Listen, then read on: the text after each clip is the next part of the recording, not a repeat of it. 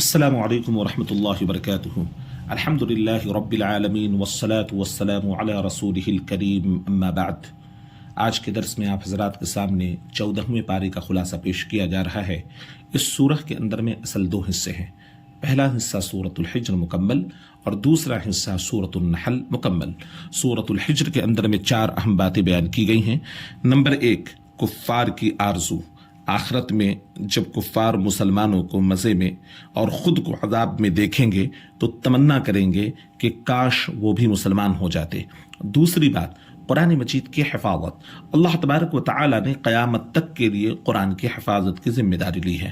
اِنَّا نَحْنُ نَزَّلْنَا الذِّكْرَ وَإِنَّا لَهُ لَحَافِظُونَ، بلا شبہ ہم ہی ذکر کو نازل کرنے والے ہیں اور ہم ہی اس کی حفاظت کرنے والے ہیں۔ نمبر 3، انسان کی تخلیق۔ اللہ تبارک و تعالی نے انسان کو پہلے منی سے بنایا، انسان کو منی سے بنایا، فرشتوں کو مسجود بنایا، شیطان مردود ہوا، اس نے قیامت تک انسانوں کو گمراہ کرنے کی قسم کھائی اور 3 قصے نقل کیے گئے ہیں۔ پہلا قصہ، حضرت ابراہیم علیہ السلام کو فرشتوں نے آ کر بیٹی کی خوشخبری دی۔ اس وقت ان کی اہلیہ بہت بوڑھی ہو چکی تھی، بظاہر یہ عمر ولادت کی نہ تھی، اس لیے آپ کو بیٹی کی خوشخبری سن کر خوشی بھی ہوئی اور تعجب بھی ہوا۔ فرشتوں نے کہا کہ ہم آپ کو سچی خوشخبری سنا رہے ہیں، آپ مایوس نہ ہوں۔ آپ نے فرمایا کہ اللہ کی رحمت سے مایوس ہونا تو صرف گمراہ لوگوں کا کام ہے۔ دوسرا قصہ، فرشتے حضرت ابراہیم علیہ السلام کو خوشخبری سنا کر حضرت لوط علیہ السلام کی خدمت میں حاضر ہوئے اور ان سے درخواست کی کہ آپ اپنے گھر والوں کو ساتھ لے کر رات ہی رات اس بستی سے نکل جائیں، کیونکہ آپ کی بستی والے گناہ کی سرکشی میں اتنے آگے نکل گئے ہیں کہ اللہ تبارک و تعالی نے ان کے ناپاک وجود سے زمین کو پاک کرنے کا فیصلہ کر لیا ہے۔ ان لوگوں کی جڑ صبح صبح ہوتے ہی کاٹ دی جائے گی۔ تیسرا قصہ اصحاب الحجر کا ہے، اس سے مراد قوم سمود ہے۔ یہ لوگ بھی ظلم و زیادتی کی راہ پر نکل کھڑے ہوئے اور بار بار سمجھانے کے باوجود بت پرستی کو چھوڑنے پر آمادہ نہیں ہو رہے تھے۔ انہیں مختلف معجزات دکھلائے گئے، بالخصوص ان کے مطالبے پر پہاڑ کی چٹان سے اونٹنی کی ولادت کا معجزہ، جو کہ حقیقت میں کئی معجزوں کا مجموعہ تھا۔ اونٹنی کا چٹان سے برآمد ہونا، نکلتے ہی اس کی ولادت کا قریب ہونا، یعنی اس کا حاملہ ہونا، اس اونٹنی کا حاملہ ہونا اور اس کی جسامت کا غیر معمولی طور پر بڑا ہونا، اس سے بہت زیادہ دودھ کا حاصل ہونا، لیکن ان بدبختوں نے اس معجزے کی کوئی قدر نہ کی، اللہ کی اس نعمت کی کوئی قدر نہ کی، بجائے اس کے کہ وہ اس کو دیکھ کر، اللہ کی اس کاریگری کو دیکھ کر، اللہ تبارک و تعالیٰ کی اس معجزے کو دیکھ کر ایمان قبول کر لیتے، انہوں نے اس اونٹنی کو ہلاک کر دیا۔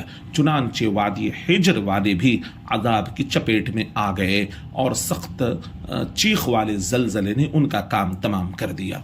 دوسرا سورۃ النحل ہے، اس کے اندر میں 5 اہم باتیں بیان کی گئی ہیں۔ نمبر 1، اللہ کی توحید کا تذکرہ ہے۔ نمبر 2، رسالت کا تذکرہ ہے۔ نمبر 3، شہد کی مکھی کا تذکرہ ہے۔ نمبر 4، ایک جامع آیت ہے۔ نمبر 5، حضرت ابراہیم علیہ السلام کی تعریف کی گئی ہے۔ آئیے نمبر 1 دیکھتے ہیں، توحید۔ اللہ تبارک و تعالی نے زمین کو فرش اور آسمان کو چھت بنایا، انسان کو نطفے سے پیدا کیا، چوپائے پیدا کیے جن میں مختلف منافع بھی ہیں اور وہ اپنے مالک کے لیے فخر و جمال کا باعث بھی ہوتے ہیں۔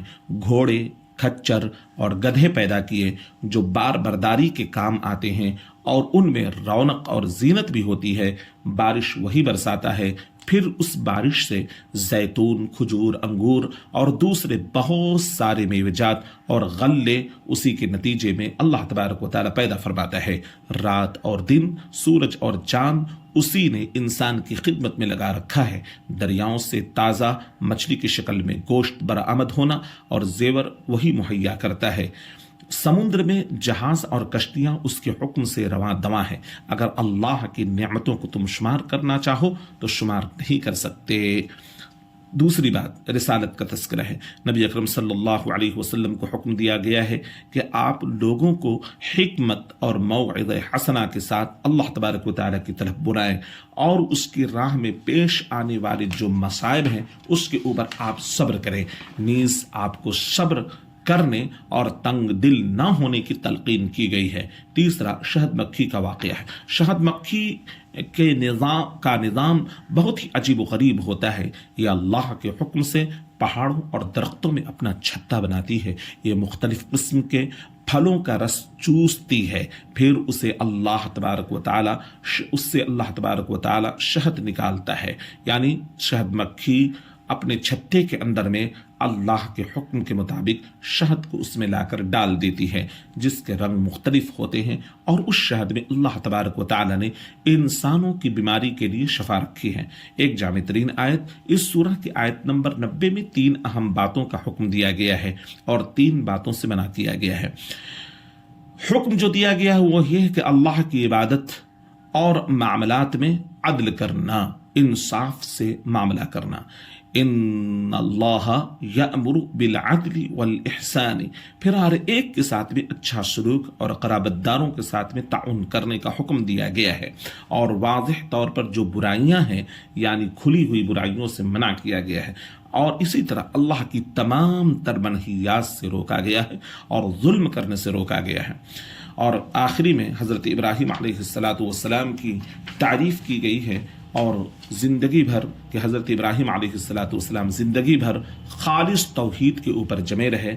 अल्लाह के नबी सल्लल्लाहु अलैहि वसल्लम को हज़रत इब्राहीम अलैहिस्सलातु वस्सलाम की मिल्लत की इत्तिबा का हुक्म दिया गया है कि जो सिरात मुस्तकीम है, जो इस्लाम है, यानी जो अल्लाह का रास्ता है, जिसको हज़रत इब्राहीम अलैहिस्सलातु वस्सलाम ने इख्तियार किया, और उसी रास्ते की तकमील मुहम्मदुर रसूलुल्लाह सल्लल्लाहु अलैहि वसल्लम के ऊपर हुई, यानी इस्लाम की तकमील मुहम्मदुर रसूलुल्लाह सल्लल्लाहु अलैहि वसल्लम के ऊपर हो गई, और आप सल्लल्लाहु अलैहि वसल्लम के ऊपर दीन हनीफ को मुकम्मल कर दिया गया। बहरहाल हमें इन वाक़यात से और इन असबाक से जो हमारे लिए इसके अंदर में इबरत और नसीहत और मौइज़त वाली बातें हैं वो ये हैं कि हम मुकम्मल तौर पर अपने नबी सल्लल्लाहु अलैहि वसल्लम की इत्तिबा करें, इस्लाम के अंदर में मुकम्मल तौर पर दाखिल रहें और उसके ऊपर जमे रहें और उसके अहकामात को इख्तियार करें और अल्लाह की मना करदा चीज़ों को छोड़ दें। अल्लाह ताला हम तमाम लोगों को नेक अमल करने की तौफीक अता फरमाए, रुए ज़मीन के ऊपर जब तक रखे ईमान व अमल के साथ में रखे, और जब कभी भी खात्मा हो खात्मा बिल खैर ईमान व अमल पर फरमाए। आमीन या रब्बल आलमीन।